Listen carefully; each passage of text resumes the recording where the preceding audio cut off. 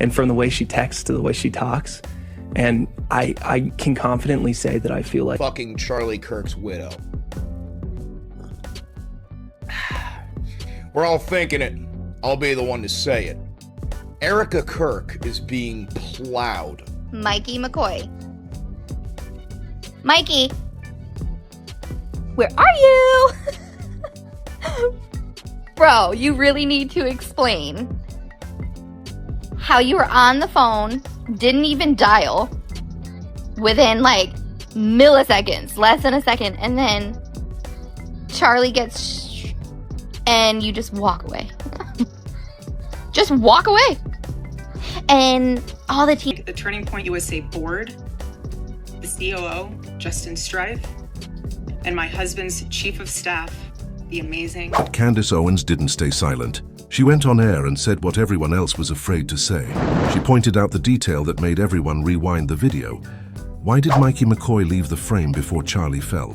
A simple question, but enough to set social media on fire.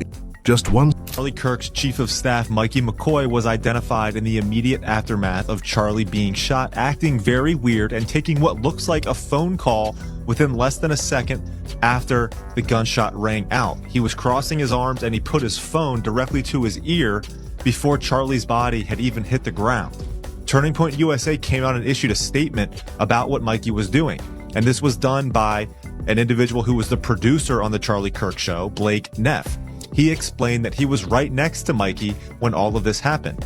I've gone back through to verify this, and what is also interesting is that right next to Mikey McCoy and Blake Neff is the individual that took down the camera right behind Charlie before the crime scene was closed off. A sentence about this incident turned the entire internet upside down. I would have issued a statement to dispel any rumors, but they have not. 4 hours earlier. First, we got to do a little addressing. It's a video of Charlie's chief of staff. They're alleging that he was on the phone immediately. He was not. He put his phone to his ear. There's no dialing, okay? You can't dial and put your phone to an ear in 0.834 seconds.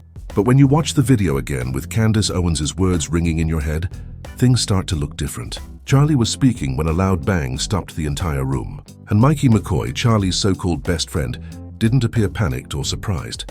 He just picked up the phone, turned around and walked away. Not a knee-jerk reaction to shock, but part of a premeditated plan.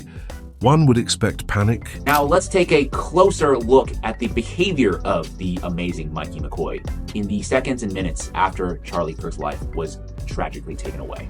This is footage compiled by Sam Parker. You can see Mikey identified there on the left, or standing next to the left of the tent. Charlie Kirk has just a few seconds left here on this earth, and you can see here, as soon as Charlie is hit, Mikey, in one swift motion, picks up the phone and looks to be calling someone. Very odd. He doesn't duck down like everybody else. He doesn't run to Charlie's aid. He literally picks up the phone and turns around and starts walking. Back to the footage one more time. You can see, again, Charlie is hit. Mikey, one movement, picks up the phone and starts walking. You'll see him disappear from view to the back of the tent, and he will reappear in just a few seconds. And there he is again. You can clearly see that he appears to be on the phone with somebody. That is just odd behavior. I'm sorry. It's very, very weird. You know, it's not criminal behavior, but it is very, very weird. You know, he's just so calm. Here it is, another angle. You can see Charlie below being carried into the SUV, and Mikey is in the distance, looks to be still just on the phone, casually strolling away from the scene of the crime. Is that normal? And maybe the bigger question I'm thinking, and you're probably wondering the same thing too, is who was he calling? Chaos, or at least some kind of instinctive reaction in situations like this. But instead, Mikey moved calmly, almost deliberately, as if he knew what was coming. And that's why the internet couldn't stop talking. Because if this was a natural reaction, why did it seem so premeditated? Let's return to the actual timeline of that day before... So let me get this straight. We're supposed to believe the official narrative of what happened to Charlie Kirk. Mikey McCoy, Charlie's chief of staff, was on the phone before Charlie's body ever hit the ground. He was still on the phone as he was walking away. What could he have possibly been talking about? Because he has no idea what was happening behind him. Charlie's closest allies and friends were filming themselves while he was being carried out to the car. No instinct to run and help him or run away. Sorry, but this isn't normal no matter which way you put this. Candace is the only one digging into what actually happened, which is why they're attacking her so hard for it. Not to mention, she released even more messages of Charlie saying, "I'm not sure if I'll live to see the end of this revolution." And tells Candace, "I believe you're the piece that God meant for me to meet. Cannot explain it, but I dream of it all the time." And then says, "If that's the case, be my David." I wonder if these same people who mocked Candace Owens for talking about a dream will mock Charlie for it as well. Clearly, the people who are coming after Candace lack any sort of discernment. Instead, they play into the forgiveness done in public, like Charlie Kirk's wife did, and letting off fireworks for his rally, funeral. Candace is the only one digging into the truth of what happened. She's exposing all of the corruption and they hate her for it. Or delving into the speculations and rumors, because the entire narrative changes significantly when you go back and examine the specifics. It began like any other morning. Charlie Kirk was on stage delivering his customary impassioned speech in front of a crowded auditorium with shouts and cameras. However, everything abruptly changed after that. The room fell silent as a tremendous, abrupt, deafening roar filled it. People were holding hands while crouching and struggling to breathe. Additionally, for a few in a matter of seconds, nobody realized what had just transpired. A serious occurrence within the hall was later confirmed by an official report. Charlie was hurried out by security and escorted to a waiting SUV to be sent to a medical institution in a matter of minutes. The sight was described as chaotic, shocking, and stunning by those in attendance. They took out their phones. While security guards battled to keep the peace amid the chaos, people called each other and screamed out for assistance. The news went viral across the nation in a matter of hours. The major media outlets were calling, "It's a staged, serious incident." Additionally, a plethora of films from various perspectives were posted on social media, all of which contributed to the discomfort. However, a second tale started to surface while the nation was still in shock over the catastrophe. It's not about the event itself, but rather how some individuals responded right away. At that point, Mikey McCoy's viral video started going viral. Thousands of people watched every frame again in an attempt to understand his actions rather than to relive the catastrophe, because only one individual appeared unaffected, while everyone else in the room was in disbelief. And it was that distinction, serenity in the middle of chaos, it generated the first wave of internet mistrust. The tone of the entire story was drastically altered by this particular segment. All eyes shifted to one man, Mikey McCoy, who was standing a few steps away from Charlie as the abrupt boom reverberated throughout the auditorium, prompting the audience to back away in confusion. But he reacted differently than anyone else in the room. He didn't stoop, didn't look around, didn't get scared, and didn't try to assist. Rather, he lifted the phone to his ear, turned around, and left in a cool, collected manner. No hesitation, no hold-up, no indication of uncertainty. Astute viewers also picked up on another detail. He didn't make a call. There was no contact search, no screen clicking, and no unlocking motion. As though the call had always been ready, the phone was held directly to his ear. That action whipped the entire internet into a frenzy in a matter of seconds. Nothing in this story was the same after that. Candace Owens shared previously unreleased footage, which made the situation even more bizarre. Video showing the individual right after the event, prior to him even took out the camera. The suspicions were heightened by this video, transforming a depressing situation into a genuine mystery. Even if the individuals on the video weren't directly involved in the incident, Candace contended that they shouldn't have been in the vicinity of Turning Point USA at the time. YouTube and TikTok X went into cyber detective mode as a result. The most important question was whether he made the call or if someone else did at that precise moment. Netson started to record, then slowed to 0. 25x magnification, focusing on every frame, including his physique, hand motions, and eyes language. Mikey McCoy's actions seemed more out of the ordinary every time they saw it, because he proceeded confidently and quietly, as if he were according to a prearranged plan rather than responding to an unforeseen circumstance, while everyone around him was in a frenzy. This video was what transformed a tragedy into a mystery that went viral on social media. And Candace and Owen entered the discussion before the internet could develop its own theories. She didn't hold back and didn't use any subtext. I questioned Andrew Kovic and Mikey McCoy. Of course, all I want to know is, who were you on the phone with someone? What actually took place? Nobody responded. And the silence added to the confusion of it all. Candace remembers asking Mikey if he could recollect what transpired following the event. He claimed to have contacted Erika, followed by his father and wife. Mikey claimed that Charlie had urged him over the years to call Erika first in the event of an emergency, and he had always followed that advice. Many people remember Mikey that day as acting on his trained instincts. According to the narrative, some have referred to him as a hero in the middle of mayhem because he was composed, nimble, and almost in charge of the entire scenario. But Candace Owens had a different perspective. She asked questions rather than making accusations. She emphasized that Mikey was unusually composed, that he had left his position before Charlie fell, and above all, the phone. Who did he call? Why did the story change? And why won't anyone in the organization talk about it? Candace asked in public, insisting that Mikey's call logs be made public at that same time. The logic seemed obvious. Why not explain if there's nothing suspicious? At that point, there was a stir on the internet. Hashtags went viral. Millions of views were produced by users cutting, splicing, and slowing down videos in an attempt to address the same query.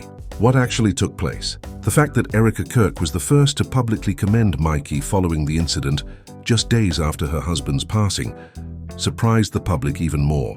She appeared in public for the first time. However, it wasn't what she said about Charlie that drew attention, but the way she discussed Mikey McCoy. That moment changed the public's perception of this narrative from one of curiosity to one of distrust. I want to thank the Turning Point USA Board of Directors, CEO Justin Strife, and my husband's Chief of Staff, the amazing Mikey McCoy, Erika said calmly and with a slight smile. The amazing Mikey McCoy completely changed the online atmosphere. No one expected her to mention Mikey by name, and even more so when she said it with warmth, a smile, and praise, right in the middle of the entire internet questioning him as unsuitable. Why did Erika pick Mikey out of the dozens of persons in attendance that day? Why would she save her appreciation for someone who was the focus of debate for his response during a chaotic moment? Social media took off right away. Ex-partners on TikTok replayed the video, examining her eyes, voice, grin, and pronunciation of his name. They then compared it with a video of Mikey walking away. Candace Owens addressed a direct question while rapidly replaying the video footage. Where were you, Mikey? Could you explain why you weren't dialing but rather holding your phone? Milliseconds prior to the event and then departing. Turning Point USA attempted to refute the accusations, but the internet persisted. Why compliment him is the question. Went viral quickly, and in a matter of hours, what had once appeared to be a harmless act of thankfulness had turned into the story's most recent source of suspicion. Whether it was fair or not, the internet started to piece together the information at that point. Some defended Erika, claiming that individuals cling to their surviving loved ones during times of tragedy. However, some thought it was too personal to bring up Mikey, particularly when there were still a lot of unresolved questions about the tragedy. It was undeniable that the compliment totally changed the focus, regardless of the public's stance. The emphasis had switched from Mikey's response to his connection with Erika, their reasons, and the fact that she thanked him in public for the first time. More conjecture was unavoidable, as the idea that the two might have become closer following the incident started to circulate on social media. Turning Point USA intervened at that point to defuse the situation. However, their response simply increased public distrust rather than putting an end to the debate. The representative for the Mikey was neither composed or unconcerned, according to the organization.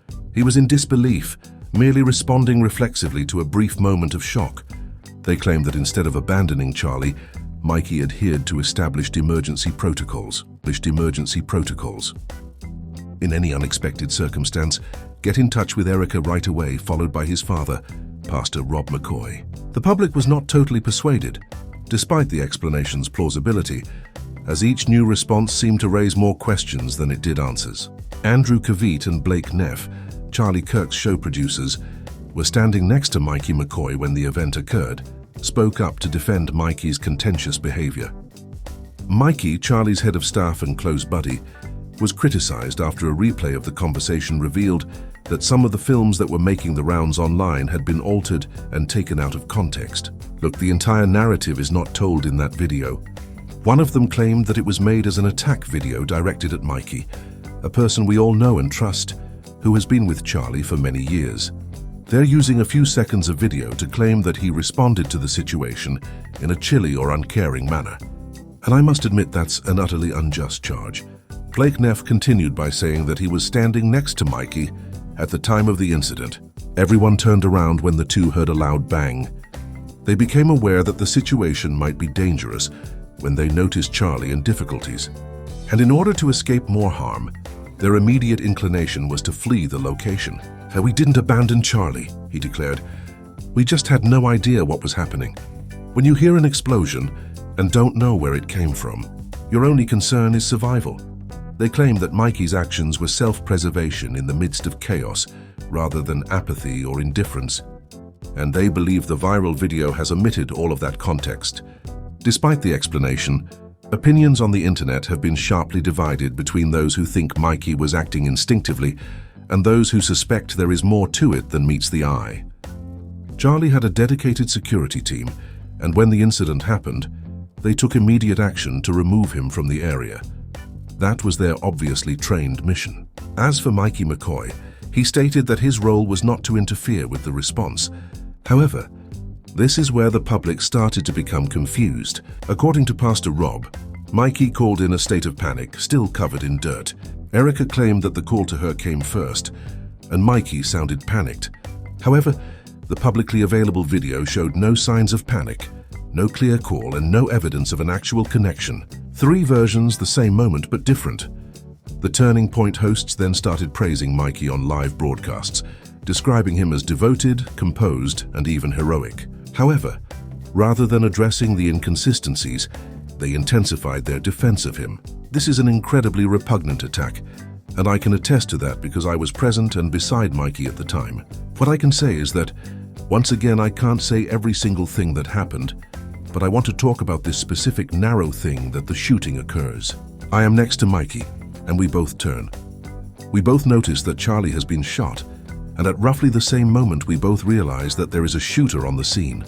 You just hear the crack, so you don't know did it come from far away or from close. Is there a mass shooter going on right now? So both of us reacted, let's get out of here before we are both shot. That's not to say that we abandoned Charlie. Charlie had a security team, and they all jumped right into action. And I'll never forget what I saw because it was obvious that he was completely freaked out at the time. I'll always remember the way his lip was trembling, which I had never seen before. And you very seldom see from someone that he was freaking out. Then I believe he literally said to me, "I may be dreaming," but I think what he literally said was after which he looked around before saying, "I need to call Erika." He then grabs his phone and starts phoning Erika. I put it away and he calls his dad right away. "Dad, someone shot Charlie," Robin McCoy says. "You should give your pastor's friends a call." Charlie took a hit. "Right now we need everyone to pray." First of all, let's be clear. There is no concrete proof of a relationship outside of work. Everything mentioned here is speculation and sharing by netizens, not verified facts. However, this is why the rumor spread so quickly and spread faster than any official statement that Erika and Mikey might be closer than the public ever thought. Out of control. People started to realize that Erika and Mikey had frequently appeared together at pivotal events. Even prior to the incident, they reposted old clips showing intimate body language, familiar glances, and moments of inside banter were quickly interpreted as evidence of a connection that went beyond the professional. Additionally, Erika's first public compliment following the incident was directed at Mikey rather than Charlie's family, security, or support staff, which caused everyone to turn in the same direction. And the internet, which prefers scripts over explanations, wrote the rest of the story. In less than a day, Reddit produced a comprehensive timeline. On X, Twitter, users slowed down videos to examine every moment Mikey appeared to be guiding or shielding Erika. And on TikTok, people posted comparison videos analyzing expressions and gestures. As is frequently the case once a rumor has spread to that extent, the truth sometimes becomes irrelevant because perception has become reality in the public eye, especially when silence is chosen over explanation. However, what has garnered the most attention is not Erika's reaction, but rather Charlie's silence. Parents had the opportunity to defend their son and put an end to the rumors. But instead of making an appearance in the media, Doing interviews or making a brief statement, they opted for complete silence. No speeches at memorial events, no public defense of Erika, Mikey, or Turning Point, and no explanation to the public. At first, people assumed that this was because the pain was too great, that they needed time and space to heal, but as the silence continued, it started to take on a different meaning that the internet is still trying to figure out. As the days and weeks went by, the silence stopped feeling like a painful loss and started to feel purposeful, almost as if Charlie's parents didn't want to be involved in the public narrative surrounding their son. They avoided major Turning Point memorial events, declined media invitations, and maintained a clear distance from those in charge of the public narrative. At that point, the internet started to change its focus because if they believed the official version of events, why did they distance themselves from those who were supposed to be Charlie's allies? Why didn't they support Erika or Mikey during that delicate period? Some perceived their absence as a message, a subtle border that says, "We're not behind this," while others saw it as a silent defense, opting to keep the truth to themselves rather than take part in something they didn't entirely agree with. As the public starts to piece together the details, Erika's warmth, Mikey's response, Turning Point's defense, and Charlie's parents' distance, a new theory emerges that makes all the seemingly disparate pieces start to fit together. From there, the story becomes more than just an unfortunate incident, but rather a series of odd signs: timing, behavior, relationships, and an awkward silence. When all of this is considered, the public is left wondering if a pattern is emerging, one that can hardly be called a coincidence. Mikey left before Charlie lost his balance. Erika showed up in public, grinning and complimenting him. A few days later, Turning Point swiftly provided a nebulous explanation to defend Mikey. The rumor spread was examined and debated endlessly, but it did not go away. Meanwhile, the public could not take their eyes off this story because, although each individual detail could be easily overlooked, when combined, they began to form a picture full of hidden meanings. If this had been a random event, the surrounding reactions should have been more natural and sincere. Instead, all the reactions were strangely synchronized, as if prearranged, and those closest to Charlie emotionally appeared the most distant from the story being told publicly. At this point, only those closest to Charlie truly know what happened. In those pivotal moments and the conversations that followed, it might have been a reaction to shock, a misunderstanding, or a misinterpretation of loyalty. However, many people think that Mikey's phone holds the key to the truth because a single call can alter the entire story: what he heard, what he said, and who was on the other end. And those three details can decode everything the public is still debating. Until that call is resolved, this story will never be closed. Not on social media, not in the community that is still playing that clip frame by frame. We only report what is of interest to the public without any intention to confirm or speculate about anyone's private life. All information is for entertainment and commentary purposes only. Thank you for watching the video through to the end. If you find this content interesting, please like, subscribe to the channel, and leave a comment below because each of your opinions matters. What do you think? Was this just a tragic accident, or was it a new chapter being written that Charlie never got to read? Public sources claim that this story is drawing attention in the online community. Views contribute to the story's completion. Views contribute to the story's completion.